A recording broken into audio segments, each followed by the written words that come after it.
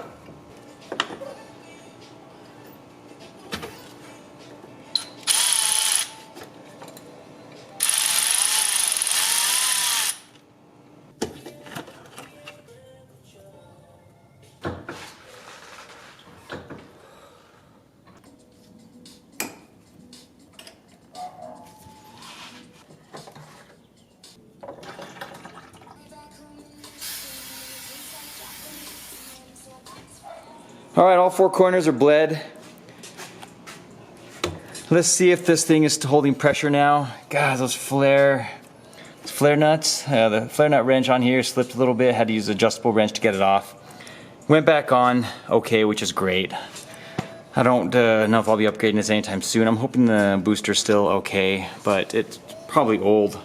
Probably could use some replacing eventually soon, but I'm going to leave it as is. Turn the car on, let it warm up, see if the pedal still falls to the floor. I also need to adjust timing right now, so I'm going to get to that.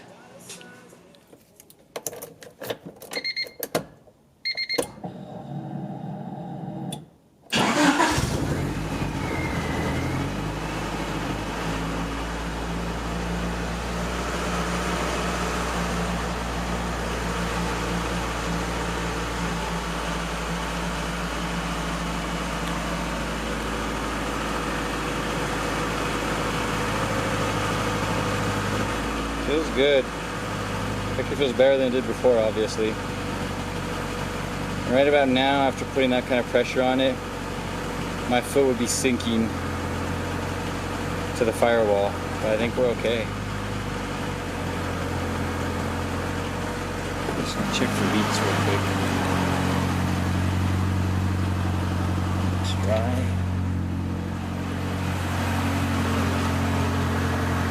And there's 2.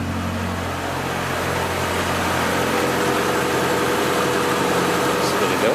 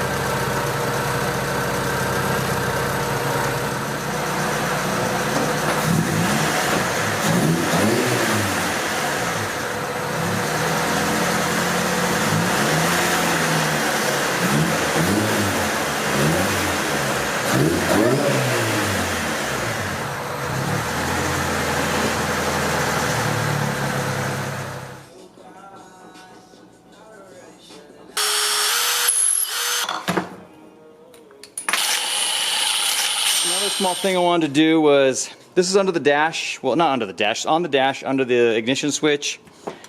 Basically I'm running this wire to alleviate having to run wires off my ECU, the Honda. So we're going to have this set up.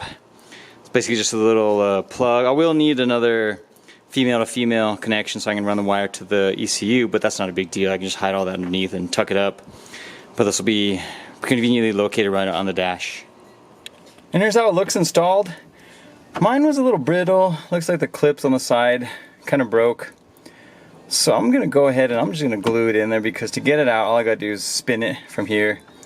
But really easy to access now.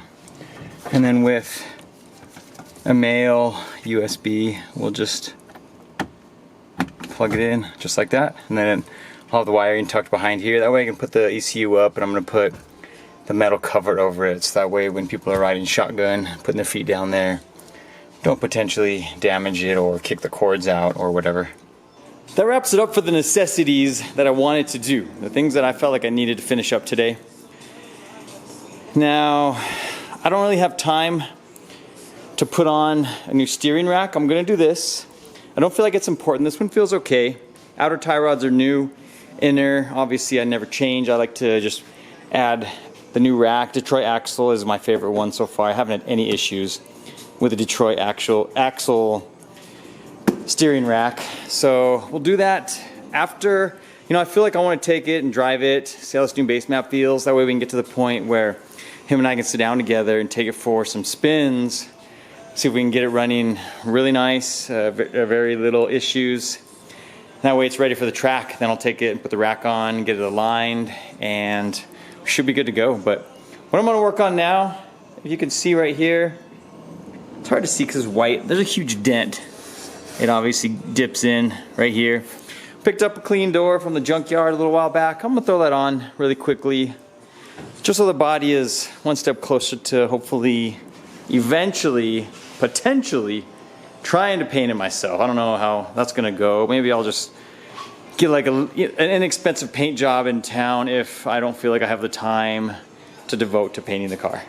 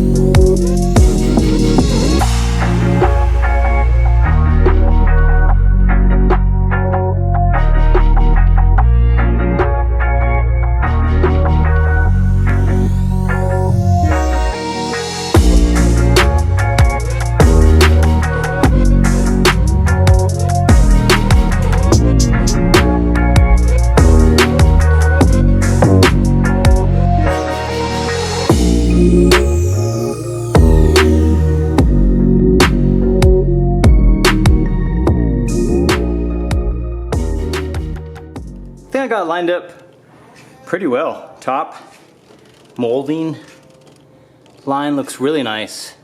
I'm not gonna mess with it anymore. It shuts perfectly.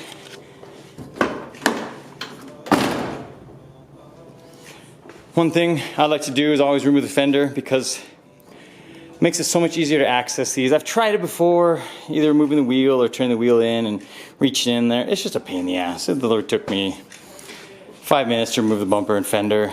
So, and what I did there, I put the jack with a towel underneath the rear of the door, and then I lifted it a little bit, loosened up the hardware, then retightened them, and then closed it. And that's how I usually line doors up, and it usually works pretty well. If not, you can just say if it's still too low still, you can just use your jack, lift it a little bit more, and take the bolts out, and then retighten them again. Just back and forth till you are happy with fitment. Looks funny, but it looks better. Maybe I could do a hood, but I think I'm just gonna throw some aero catch on here as well and eliminate the hood prop. Not the prop, but the hood latch.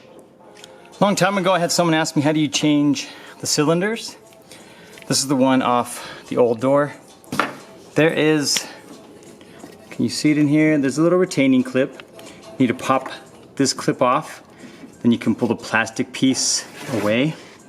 And then this clip is right here. You can see the corner of it.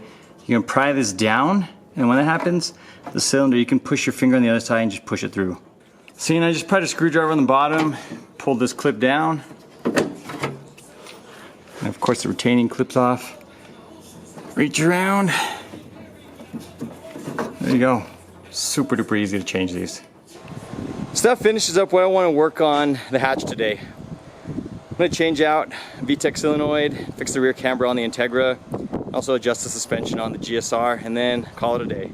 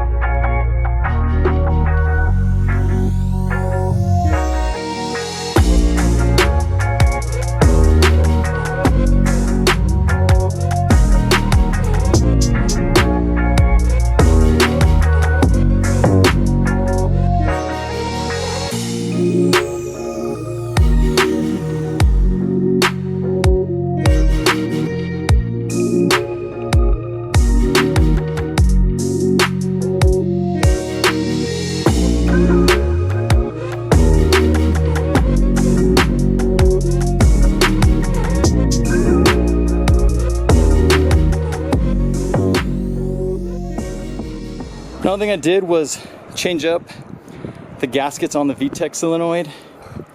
It had been leaking. I let the car idle for a little while, and it's super dry there now. Looks like that was a cause of a pretty big oil leak there. And then that I didn't show is I fixed the rear camber. The last video where we swapped the tires over. Maybe you can see it here now. I'm much happier with that fitment on the Type R. And lastly, I just adjusted the coils on the GSR. Happy with the height. I'll let it sit for a little while, see if there's any more adjustments that need to be made, but dig how that one came out. Looks really, really sharp.